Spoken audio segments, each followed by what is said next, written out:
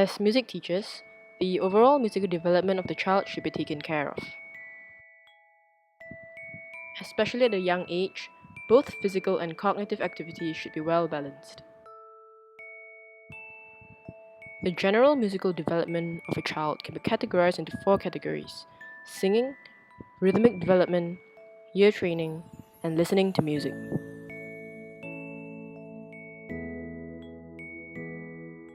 Singing can be developed early in young children by listening and repetition.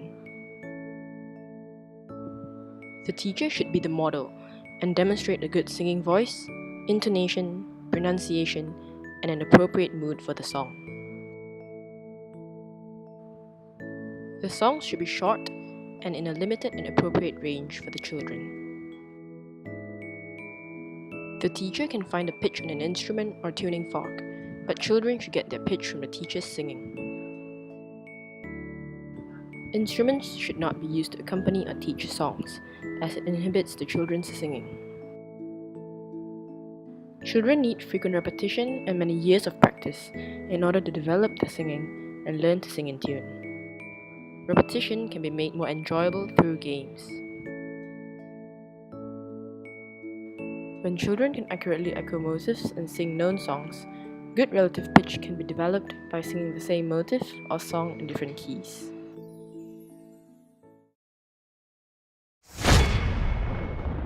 Hello children! Hi! Today we're going to sing Peas Porridge Hot. When I do this, I'll sing. When I do this, you'll sing. Okay. Peas porridge hot. Peas porridge hot. Peas porridge cold. Peas porridge cold. Hello children, remember the song Peas Porridge Hot? Yes. So today we're going to sing it together, okay? 1, 2, ready, go! Peas porridge hot. Peas porridge cold. Peas porridge in the pot, 9 days old. Hello children, we're going to sing Peas Porridge Hot again. So let's sing together. 1, 2, ready, go! Peas porridge hot. Peas porridge cold. Peas porridge in the pot, 9 days old. 1, 2, ready, go! Peas porridge hot. Peas porridge cold. Peas porridge in the pot, 9 days old. The rhythmic development of a child begins with learning to keep a regular beat. This can be done by moving along to the beat. In very young children, a regular beat should first be experienced while sitting or standing in one spot. Repetitive movements can be given meaning for the children's enjoyment. For example, a pounding fist can be a hammer.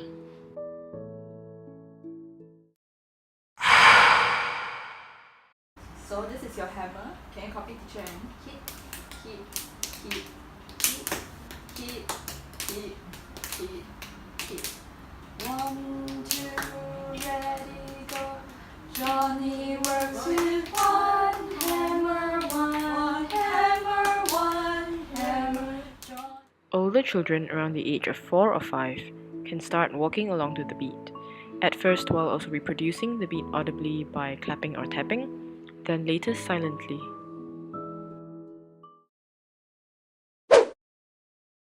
So let's follow teacher and use your hammer to tap, tap, tap, tap, tap, tap, tap, tap. Now we're going to walk around the circle. Walk, walk, walk, walk. 1, 2, ready, go! Johnny works with one hammer, one hammer, one hammer. Johnny works with one hammer, then he works with two. Stop. Johnny works with one hammer. So let's walk around the circle. Walk, walk, walk, walk. 1, 2, ready, go! Johnny works with one hammer, one hammer, one hammer. Johnny works with one hammer. The learning of rhythm comes after this. This can begin with clapping the rhythm while singing a song. Songs chosen for this purpose should alternate crotchet and quaver notes only. 1, 2, ready, go. Johnny works with one hammer, one hammer, one hammer. Johnny works with one hammer, then he works with two. Older children can also walk to the rhythm and inner hear songs while clapping the rhythm aloud.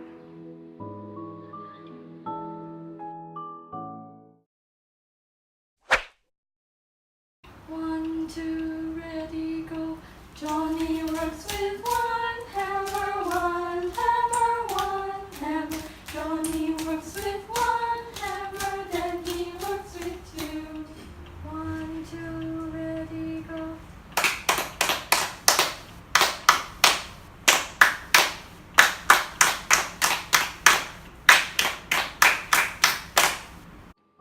Children then need to learn the difference between beat and rhythm. This can be taught by having two groups of children sing separately, one while performing the beat and the other the rhythm. 1, 2, ready, go. Johnny works with one hammer, one hammer, one hammer. Johnny works with one hammer, then he works with two. Now this group. 1, 2, ready, go. Johnny works with one hammer, one hammer, one hammer. Johnny works with one hammer, then he works with two. Thank you.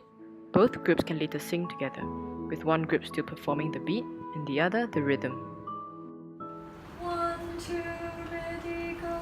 Johnny works with one hammer, one hammer, one hammer. Johnny works with one hammer, then he works with two. Basic ear training also needs to start at an early age. This starts with distinguishing between high and low tones, loud and soft, as well as different timbres.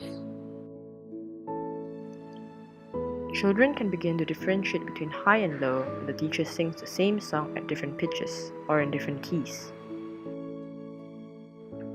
They should express the differences physically, for example, by holding puppets high or low, corresponding to the teacher's singing. Candy, candy, sugar candy, all popped down. Candy, candy, sugar candy, all popped down. Once they have grasped the concept of high and low tones, children should then be able to produce them themselves by singing songs in different keys. Later on, the melodic contour of simple songs can be demonstrated through hand movements. Loud and soft can be expressed spatially, not vertically as how pitch is expressed, but horizontally, with widely spread arms for loud sounds and tightly closed arms for soft sounds. Charlie over the ocean, Charlie over the sea. Charlie caught a big fish, can't catch me. Teachers must make sure that children do not shout for loud sounds or whisper for soft sounds. Differences between timbres can initially be taught using vastly different sounds, such as the sounds of tapping on wood, metal, and glass. Differentiating between different musical instruments can come later, first by allowing the child to produce the sound, then by listening alone. Another important aspect of ear training is the development of inner hearing. This can be introduced by asking the children to identify a familiar song sung without the text.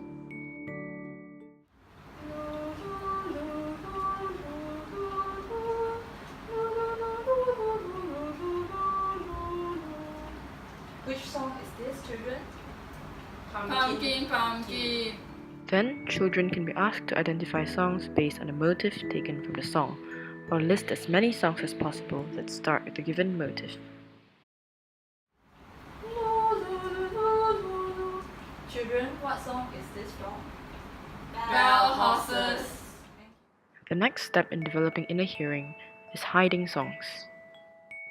Children should be able to sing aloud and silently on an auditory cue, but always in units of complete motive. Early on in a child's music education, he or she also needs to be made aware of musical structure. This can be accomplished by playing around with the smallest formal unit, the musical motive, at first rhythmic, then melodic, first by asking the child to echo them, then to improvise a response, possibly also with improvised text of equal length. Walk, walk, walk, walk. Now echo after me.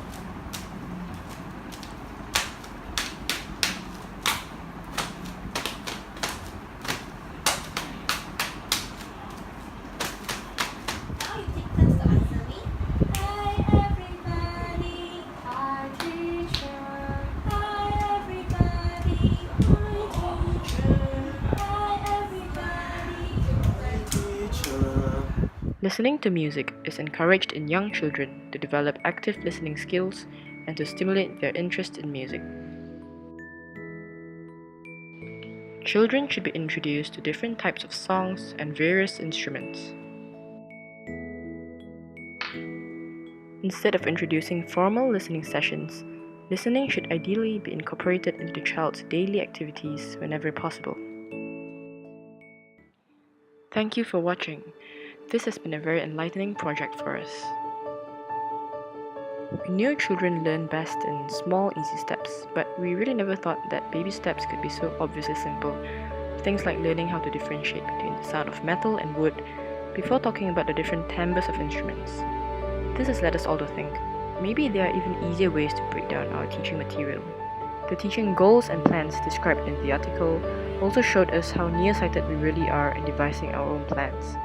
As teachers ourselves, we focus on getting through the week's lesson or an exam at the end of the year, but we never really think of developing different aspects of a child's musical experience across several years.